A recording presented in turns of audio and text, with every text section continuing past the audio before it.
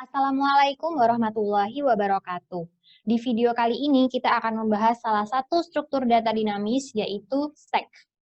Stack itu bahasa Indonesianya adalah tumpukan. Jadi kalau kita lihat di sini, struktur data yang akan kita gunakan itu analoginya seperti tumpukan ya. Misalnya saja kita bayangkan tumpukan piring di dalam kardus. Kita bayangkan ini adalah kardusnya, kemudian ini adalah piring-piringnya. Maka ketika kita pertama kali memasukkan untuk piring pertama akan ditaruh di tumpukan paling bawah. Kemudian kita masukkan piring selanjutnya, kalau di sini kita memasukkannya itu istilahnya adalah push, maka piring kedua akan diletakkan di atas piring pertama. Selanjutnya kita masukkan piring ketiga, maka piring ketiga akan berada di atasnya piring kedua, dan seterusnya. Contohnya di sini ada 5 elemen yang dimasukkan ke dalam tumpukan stack ini.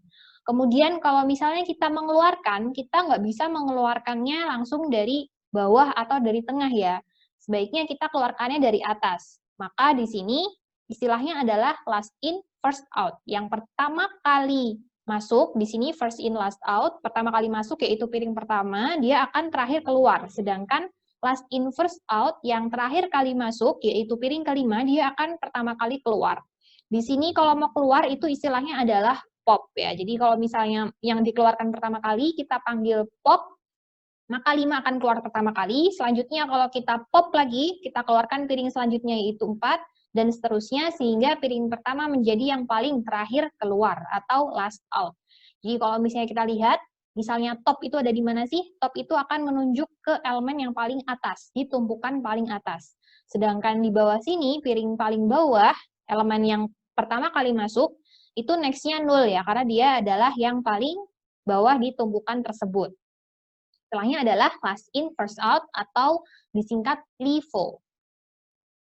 Jadi stack ini kalau di dalam Java merupakan suatu legacy collection class, di mana stack ini mewarisi kelas vektor dan mengimplementasi interface random access, list, dan collection. Jadi kalau misalnya mau kita cek ya dengan Ctrl O, kemudian kita cek stack di sini, kita lihat yang package java.util.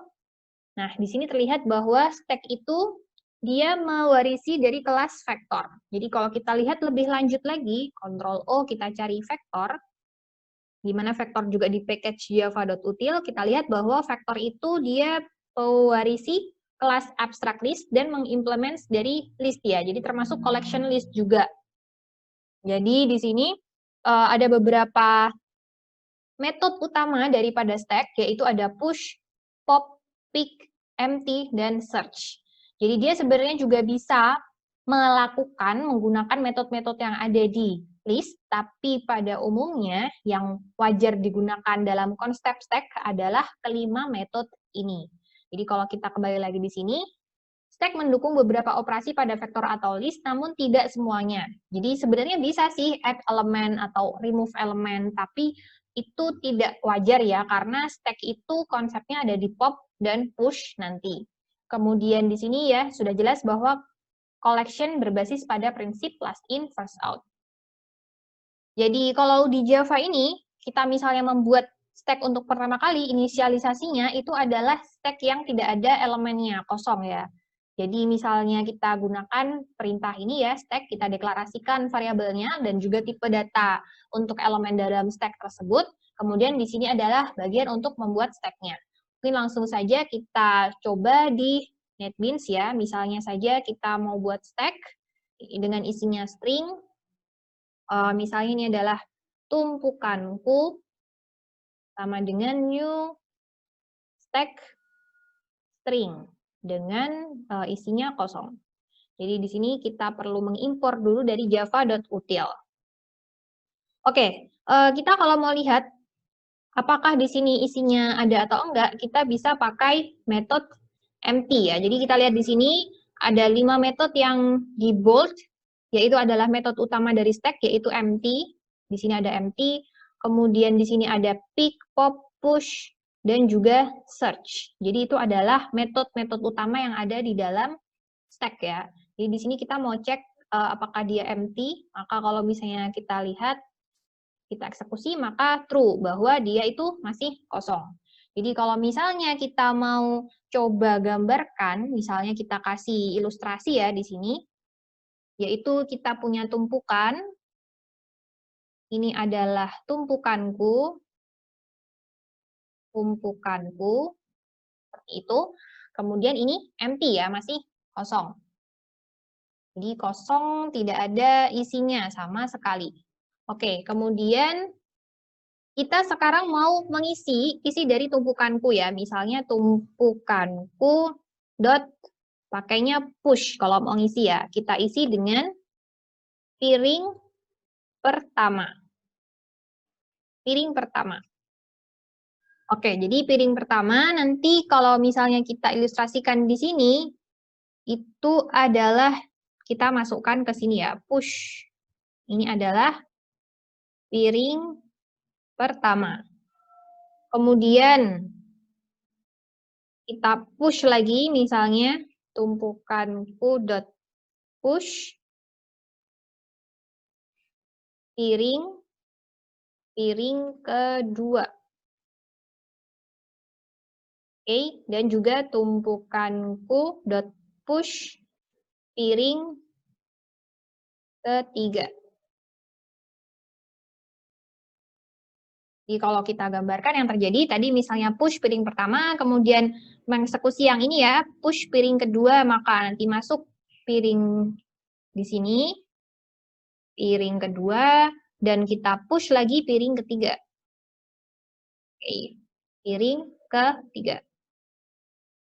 Oke, kita sudah belajar ada metode empty dan metode push. Nah, selanjutnya kita ada pick ya. Kalau mau melihat yang paling atas itu apa sih? Dari tumpukan itu, kita bisa menggunakan tumpukanku pakai metode pick.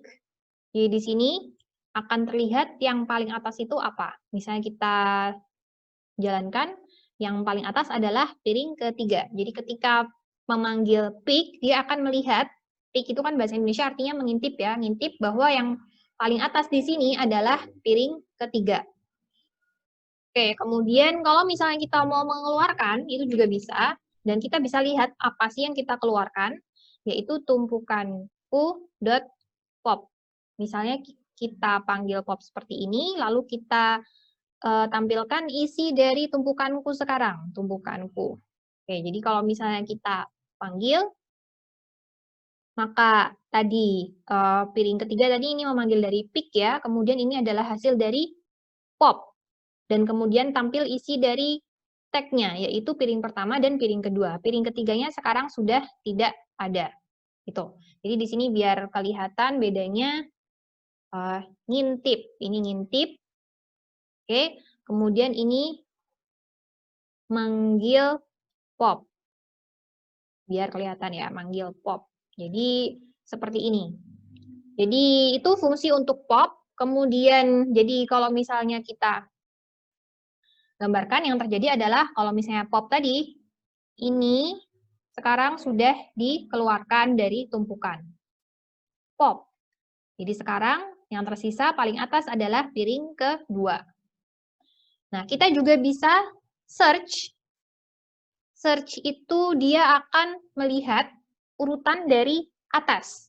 Tumpukan mulai dari atas. Misalnya saja kita tambahkan saja ya biar tumpukanku push biar makin banyak kelihatan.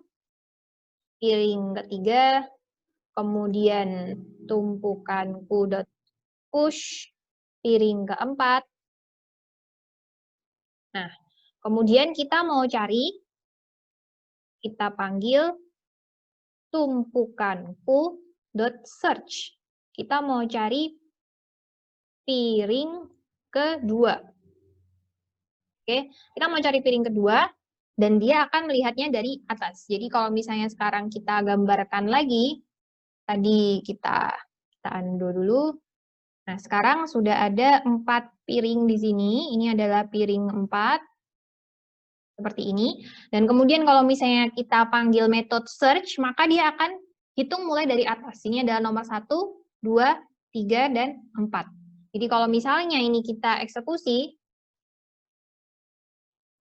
maka yang akan tertampil tadi dari memanggil tumpukanku.search piring kedua itu ada di urutan nomor 3, karena dia melihatnya dari atas. 1, 2, 3, 4. Jadi itu 5 metode utama yang ada pada stack, yaitu empty, push, pick, pop, dan search.